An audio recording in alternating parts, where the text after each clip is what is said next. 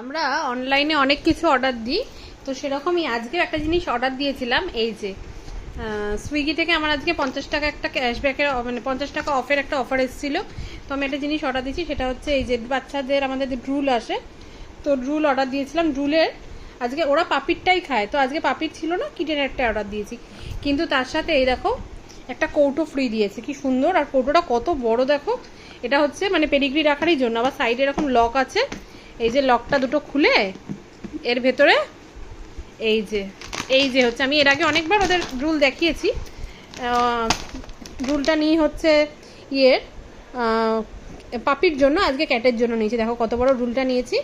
আর এই যে কৌটোটা, এটার মধ্যে আবার দেখো সাইডে দেখতে পাচ্ছ কিনা জানি না, এই যে রুল কথাটা লেখাও আছে, কি সুন্দর দেখতে। দেখো বক্সটা আবার চাপা দেওয়া, মানে এটা যতটা ওজন 1.2 কেজি, এটা 1.2 কেজি আর কি ধরবে।